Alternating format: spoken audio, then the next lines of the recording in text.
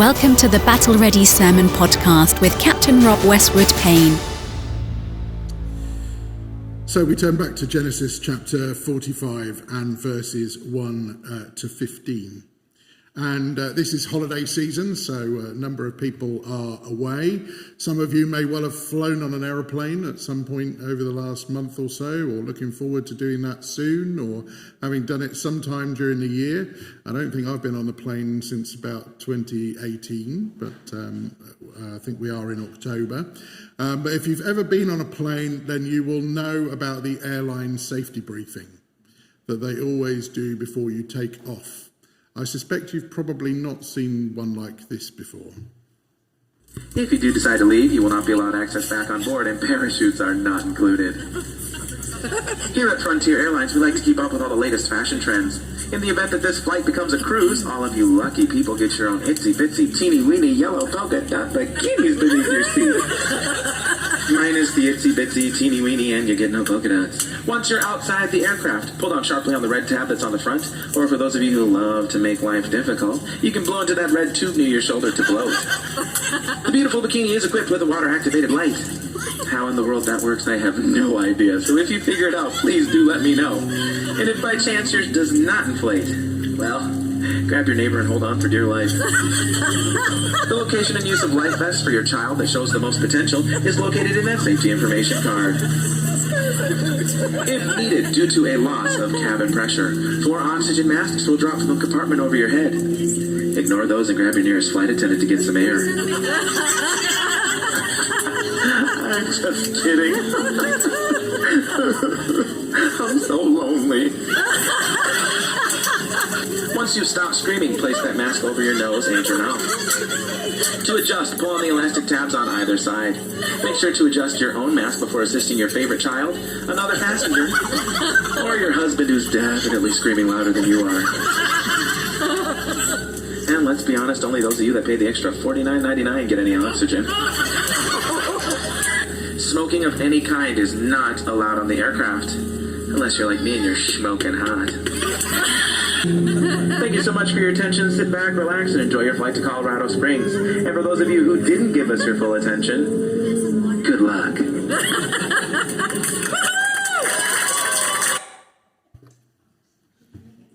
Even in that safety briefing, it was pretty clear that one of the most important pieces of safety equipment, particularly if you're flying over water, is the life jacket. The life jacket will preserve your life. It will ensure that you float and you don't sink to the bottom of the sea. It will have a whistle and a light attached to it, even if you don't know quite how the light works. But it will help you to attract attention so that you can be saved. I don't know if you noticed, but in our Bible reading this morning, there was a life jacket. Did you notice the life jacket in the Bible reading this morning? Genesis chapter 45, verse 5. Joseph says to his brothers, don't be upset and don't be angry with yourselves for selling me to this place. It was God who sent me here ahead of you to preserve your lives, to be a life preserver, to be a life jacket for his brothers.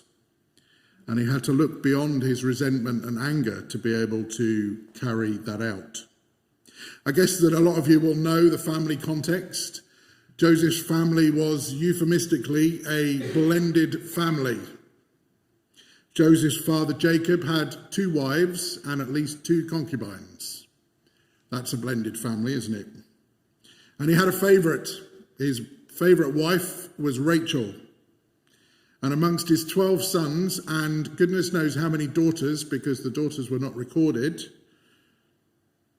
her son Joseph is his father's favourite. I guess if you ever went to Sunday school, then you know about Joseph and his coat of many colours. If you've ever been to see the Andrew Lloyd Webber musical, then you will know about his coat of many colours. And that very young in his life, the 11 brothers got very sick of his arrogance and the fact that he was his father's favourite. And when Jacob sends Joseph out into the fields to check whether his brothers are caring after the sheep rightly or not, their resentment boils over. They decide to beat some humility into him. But then things take a very dark course and they decide to up the ante.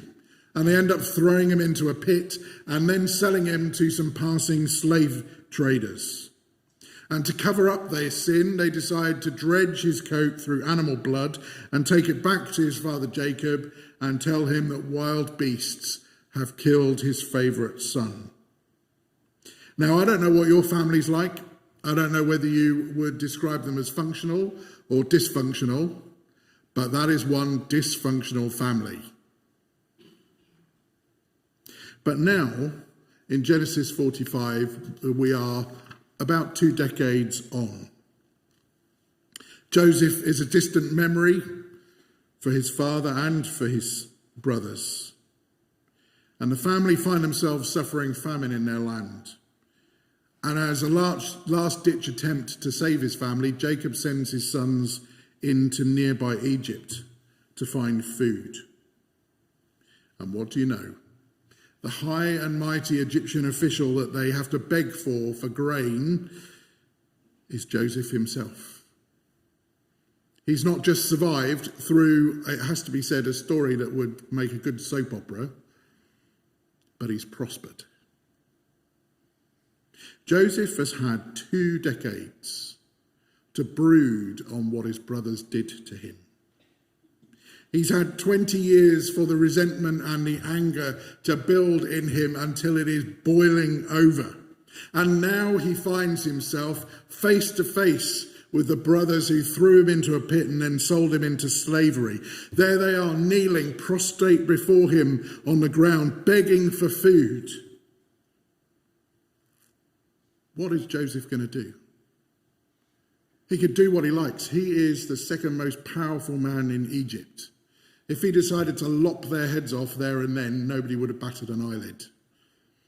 If he'd said to the palace guards, seize them, throw them into the torture chambers, and we'll have some fun, they would have carried out his orders. But instead, through the grace of God, he chooses to see how God has used his brother's sin for his good. And so in verse 8, he says to them, it was God who sent me here, not you. And he is the one who made me an advisor to Pharaoh, the manager of his entire palace and the governor of all Egypt. And why? So that I could save your life, so I could preserve your lives. I could be your life jacket.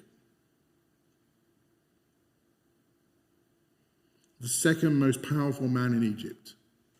And he sees the fear and bewilderment in their eyes as they recognize the brother that they sold into slavery. But he decides to show them a loving and forgiving heart. He chooses to forgive them and to effect reconciliation. And that was only possible because of his knowledge of God's providential care throughout all that he's been through. He could see that God had overruled their hate and their cruel actions and worked it all out for not just his good, but their good too. And that's not to say that God excused their sin. But God is more powerful than our sin, and he can work and accomplish his purposes even over and above our sin. He even has a heart to tell them not to be angry with themselves for what they had done. And he invites them to see God's hand in it all too, how he'd sent them ahead of them to save their lives. And so instead of resentment and anger and throwing into jail and all sorts of other things that could have happened at this moment in Joseph's story, there are tears and joy. There are confessions and admissions of guilt. Forgiveness is reiterated again and again until the brothers finally get it. There are kisses and weeping, all because Joseph made the choice to forgive rather than to hold on to resentment and anger. I wonder what strikes you most about this story. I wonder what strikes you most about this story. If we're honest, maybe the thing that strikes us most is just how unfair it is. It is grossly unfair. Through his brother's actions of throwing him into a pit and then selling him into slavery, Joseph's life was changed forever, and the things that he went through after that were not all great. Jacob had spent a lifetime mourning the loss of a son who was still alive. The brothers seemed to get away with what they'd done for years, and now they seem to be getting away with it again through Joseph's forgiveness.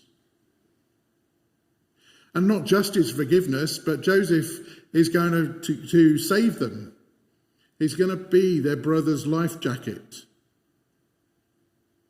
It has to be said that when we know the story, preserving their lives is the last thing that we can expect to happen. Where is the justice in that?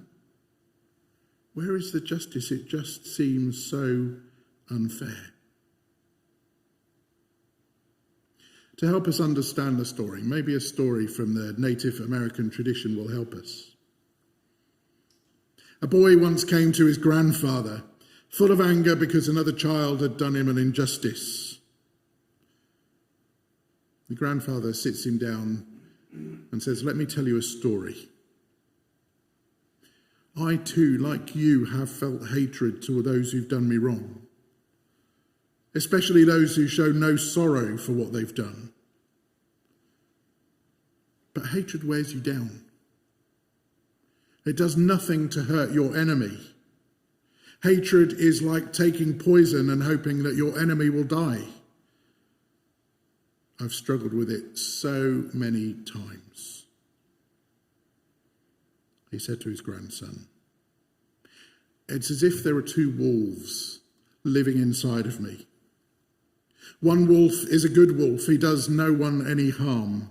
He lives in harmony with the animals and the humans around him, takes no offense at anything, and he only fights when it's right to do so.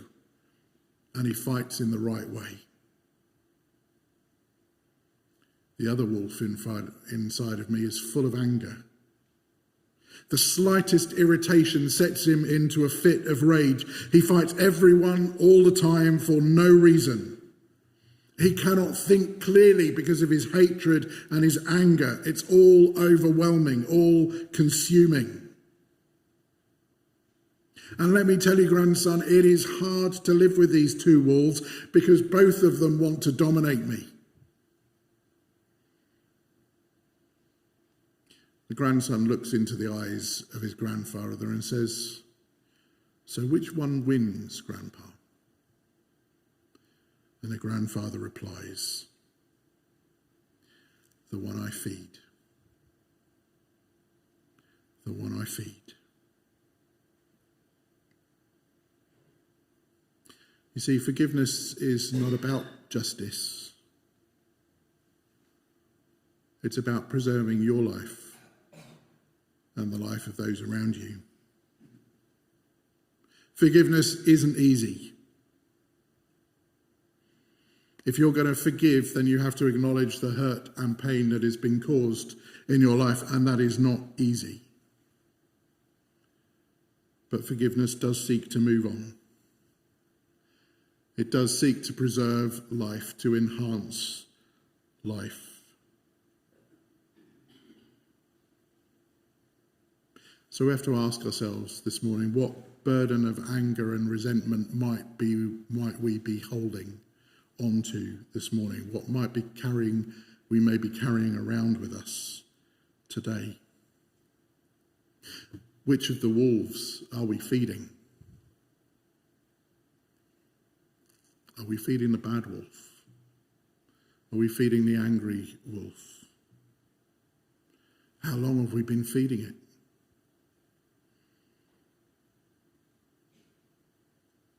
Maybe it's time to let go of that anger and resentment today. Maybe it's time to reach out for that life jacket of forgiveness. Maybe it's time to say, God, it's not about justice now. It's about preserving my life. It's about preserving the life of those around me. If you're holding on to resentment and anger, then there is no doubt that it is probably causing you more pain and anguish than it is the person you need to forgive. Maybe this morning is the moment to say, it's time to let go and let God deal with it.